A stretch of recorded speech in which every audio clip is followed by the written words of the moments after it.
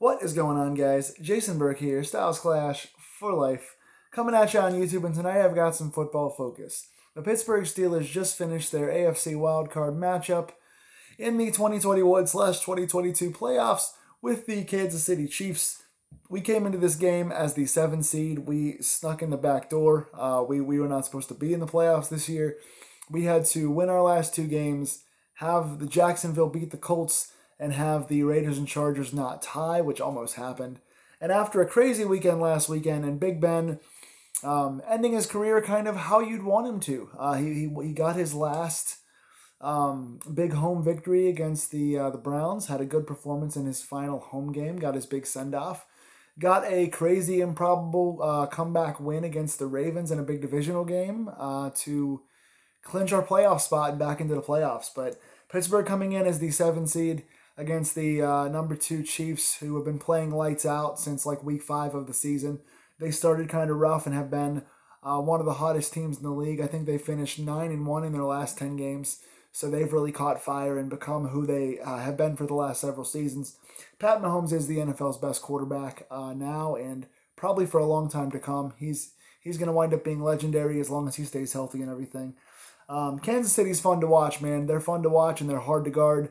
And Tyreek Hill is one of the fastest guys in the league, and they've got a bunch of other good utility players like Hardman and Pringle, and they got so many guys. Edwards-Helaire was out tonight, but Jerick McKinnon from Minnesota Vikings fame came in and played in this game, played very well. He's another shifty, quick feet kind of scat back that does a lot out of the backfield and can catch the ball in traffic as well. He did that quite a bit tonight on us.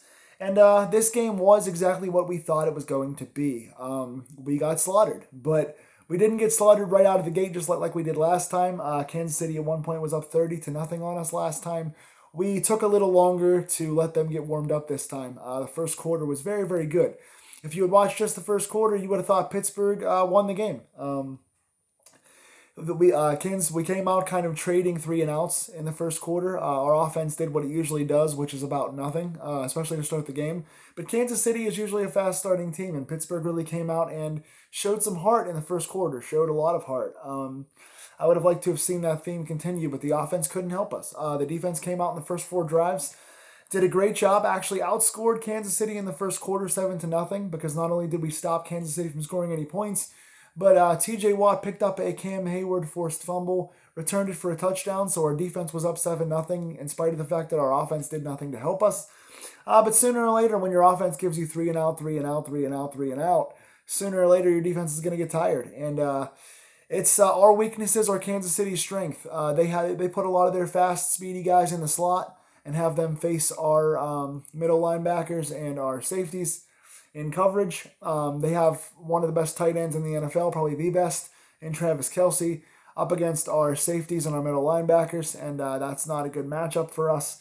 So they exploited our weaknesses like they are wont to do, and they came out in the second half and kind of took over. Again, Pittsburgh was up 7-0 in the first quarter. Second quarter, Kansas City came down, answered 7-7. They were up 14-7. We had the ball, couldn't capitalize, couldn't tie it up going into the half. They drove down with like a minute left, and that was plenty of time for them. They were on the verge of field goal range, almost being knocked out by a Highsmith sack, and Mahomes found, I think it was Travis Kelce, deep downfield on a bad coverage from Trey Norwood. I think it was. Either it was that one or it was the Tyreek Hill one where Sutton got burned, but all of our corners, I've got a lot to say about our corners tonight. They did not have a good game after the first quarter. Everyone played well in the first quarter. Last 3 quarters, we had a lot of problems. And again, the game wound up being what we expected it to be. The final score was 42-21. Kansas City put a hurting on us. They got their offense together in the second quarter and never looked back. They were pretty dominant throughout at that point. Our offense never really got going until about the third quarter. We got a couple of easy drives once the Kansas City corners backed up a little bit.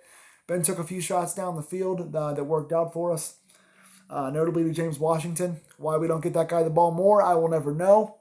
So Pittsburgh did kind of make it a more respectable loss toward the end of the game, but either way, the game was never in doubt. Pretty much going into the halftime 21-7, Kansas City found the momentum.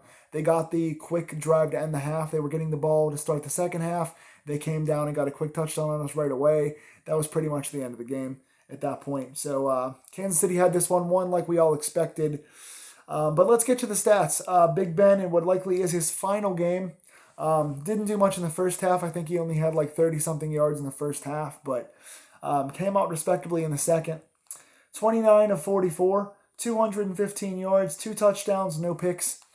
He was pressured quite a bit. I was getting worried actually in the fourth quarter. He was getting hit around the ankles and knees quite a bit. He was getting taken out low a lot. Our offensive line didn't do us many favors tonight, but that's par for the course with us. But anyway, Big Ben did get a couple nice touchdowns in the second half. One to Deontay Johnson. We'll talk about him in a little bit. And one to James Washington. We'll talk about him in a little bit. And so Ben got a couple nice touchdown drives to end his career. Almost got a third one at the end as well. Got down inside the 10-yard line when the clock struck 0. So almost got one final TD. But hey, a couple nice drives and a couple touchdowns to end his career. We will take that. Najee Harris, not much to say stat-wise tonight. 12 carries, 29 yards. When your offensive line is what it is, you're not going to get too much. 2 notable receivers. James Washington, 2 catches, 37 yards, and 1 touchdown. I think he only had 3 targets tonight. He might have only had the 2, but I think he had a third one. 3 targets, one of which was offline, but the 2 that were in his vicinity, he caught down the sideline. 2 nice jump balls, contested catches. Washington, for getting as little targets as he did, played very well tonight. Once again, I wish somebody would have thought of giving him more targets down the field all season long, like I've been saying all season long. Deontay Johnson, 5 catches, 34 yards, and a touchdown. To kind of try to save face after several drops tonight again. So offensively, let's talk about what we did. We finished with 21 points.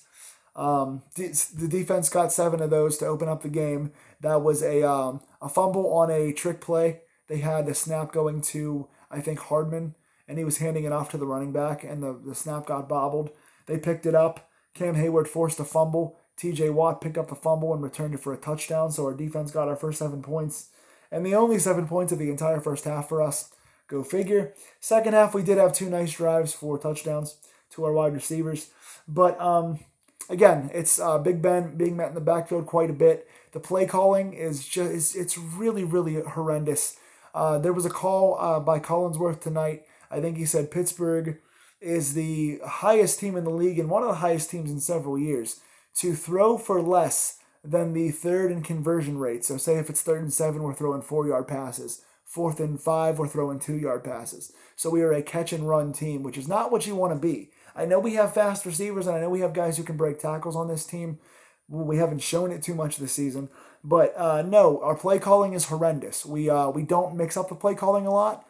We're running out of the same shotgun draws all the time. We're doing the same jet sweeps over and over again. We didn't do any of those tonight, but it's a lot of jet sweeps. It's a lot of that same shotgun inside handoff. It's a lot of the RPO with the short slants inside, or it's just throwing the ball one-on-one down the field and hoping our receivers can catch the ball. And in the last couple of weeks, they've not been doing a lot of that. So it's the same 4 or 5 play calls over and over again. It is run, pass a lot, running on 1st and 2nd down inside for no yards because the offensive line can't block. And then it's 3rd down and long. And Ben just either throws a short slant that's way shorter than the first down is needed, or he throws a ball down the field and hopes to get a flag. Part of that, of course, is the fact that our receivers aren't running very good routes. A bigger part of that is the fact that Big Ben is getting older and his arm is not what it was, and his body's beat up because he's taken hits for the last 18 seasons. The biggest part of that is the offensive line can't block. And the even more biggest part of that is the bad play calling. Matt Canada, in my opinion, has to go. I know he's only had 1 season. I know his quarterback's old. I know his line is a bunch of rookies and guys that have not played together until this season. But Matt Canada is not it for us. Maybe we bring in another veteran quarterback next year, or we take a chance on a high-end rookie and we see if Canada can do something different with a younger quarterback that can do more with his feet. But I don't like where this offense is going. It's predictable. It's basic. It's short, simple plays. It's dump passes. It's boring. It's ineffective. And it's painful to watch at times. And that's what it was even tonight. Running the ball again. Najee Harris is a stud. He runs hard. He breaks tackles. He's going to be just fine. He's one guy that I'm not concerned about in this offense going forward. Juju Smith-Schuster I am concerned about. He came back tonight. He wasn't supposed to play. He was supposed to be out for pretty much the entire offseason. Came back early, rehabbed himself, wanted to play with Ben, wanted to get a playoff run one more time. And he came in this year, taking a small pay cut to come back to Pittsburgh because the wide receiver market is not what it once was. Now he has another decision to make. His contract is up again. The market's going to be reset. So we don't know if receivers are going to make more money or less money in the offseason. Who's going to pay for who? What his competitive receiver class is going to be out there. Who else is going to be a free agent? I think Devontae Adams is one. So we'll see what happens there.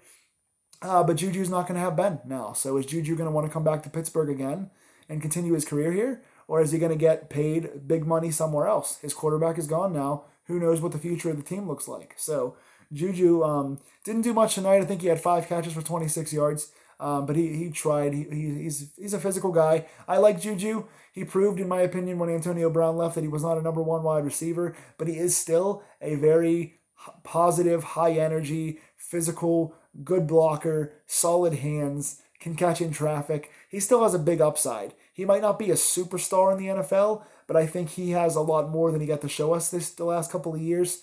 And being injured this year didn't help, obviously.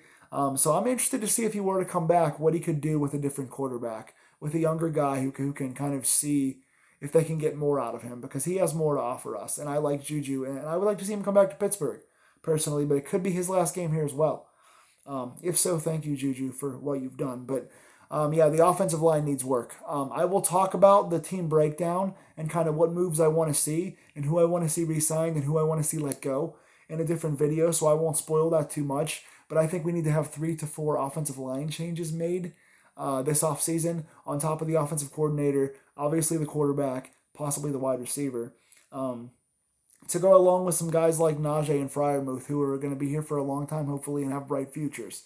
So the offense was not what it was meant to be this year. The defense wasn't either. They really came along these last couple of weeks and started showing more heart. Played really well, like I said, in this first quarter. A lot of splash plays, a lot of physicality. That went away as they got tired and Kansas City found their groove. Jerick McKinnon, I think, had 120 total yards. Tyreek Hill had a deep touchdown. Demarcus Robinson had 3 or 4 big plays down the sidelines, including a touchdown on us. Then Kansas City started running some trick plays, started doing some underhanded passes, some tight end passes, stuff like that. They're really creative and fun with stuff like that. So congrats to KC on a well-deserved win. But yeah, so defensively, lots of good stats to point out, mostly again from the first quarter. But TJ Watt is a man among boys. He's worth every penny. I know we had to lose some guys to re-sign him this offseason, but he's worth every penny. Got another sack tonight, the final for his season. Got a batted ball, which resulted in an interception for Devin Bush. There was a play that right after we allowed a long kick return, and the Kansas City was in the 20-yard line about to score a touchdown. Next play, Pat Mahomes comes out, tries to throw across his body. TJ Watt fakes the blitz, comes back, bats the ball across his body. Devin Bush gets the pick, so resulting in a turnover for us there. He also, like I said, got a fumble recovery on a Cam Hayward sack, return for a touchdown. So batted ball, fumble recovery, touchdown, and a sack, all in the same game. Played like a man possessed. There was 3 or 4 other balls that he almost got to as well. Several good quarterback pressures. He was our leader tonight, as he has been all season long. Thank you, TJ. Cam Hayward got that forced fumble. Couple nice tackles as well. He's getting up there in age too. That's going to be a big question. He is one of our 2 or 3, along with obviously Watt and Minkah Fitzpatrick and the upside of Highsmith. He's one of the few unquestioned leaders on this team. I would say those 2 especially, Cam and Watt, are the unquestioned leaders here. And Cam is getting up there in age. His body's beat up. He's been playing hurt for a while. He's been playing alongside a defensive line that's been hurt for the last couple of years with no Alu and no Tuitt. So what's this line going to look like next year? We'll find out coming up. So Cam Hayward played well tonight.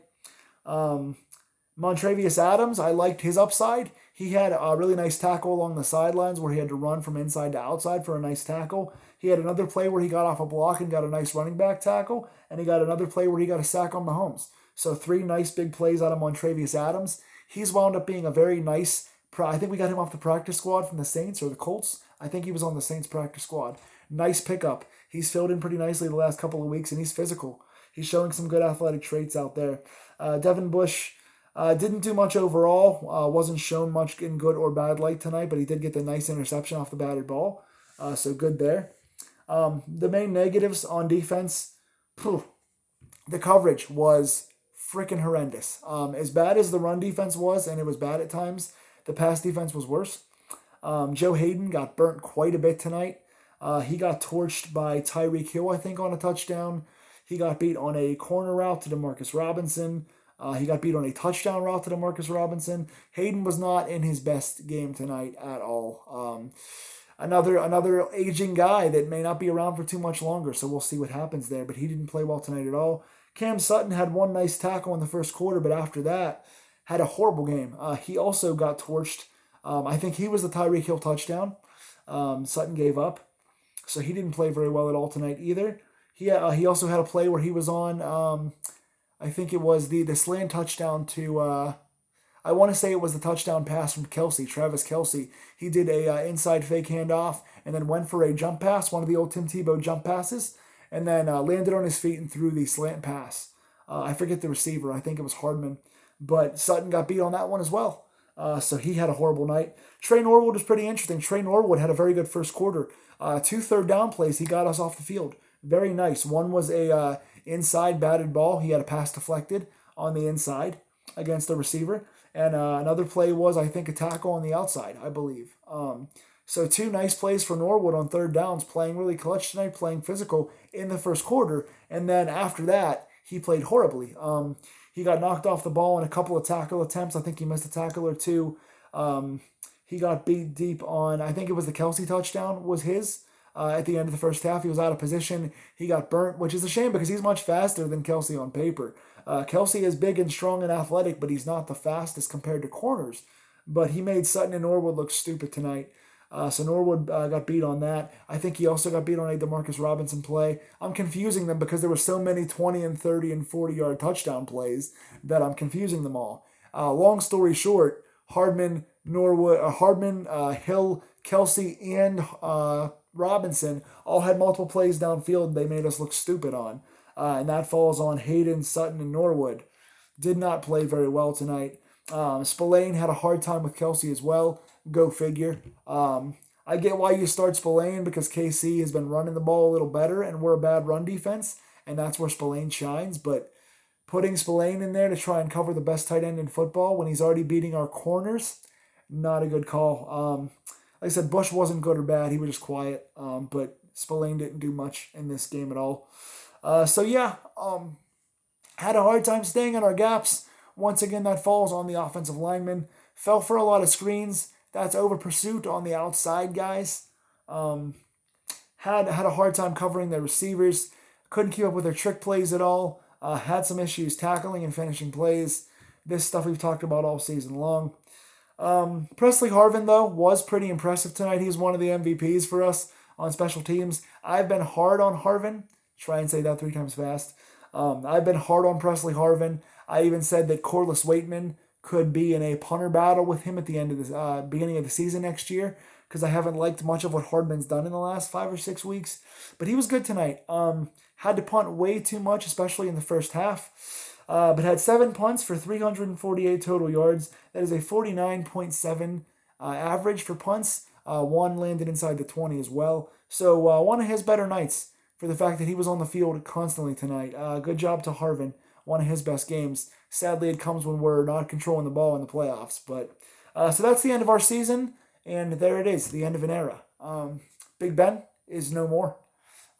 18 seasons, 3 Super Bowl appearances, 2 Super Bowl championships, countless division titles, and one of the top 5 winningest quarterbacks of all time. One of the most highest playoff wins, highest passing yards. He's in the top 5 to 10 of all major stats. In the modern era, he falls, in my opinion, probably 3rd behind Brady and Peyton. But that is another story for another time. I will be doing both a Steelers roster change video of things I want to see happen and draft needs and all that stuff coming up. You will be seeing those. You will be seeing in the next week or so a Big Ben career retrospective. So if you want to hear all about the numbers and the impact and the style and the reason why Big Ben was so special to this city and in the style of play and kind of what made him so successful, I will have that all for you in a complete retrospective coming up in the next week or so. In the meantime, thank you, Steelers, for finding a way to overcome your deficiencies and sneak into the playoffs one more time for Big Ben.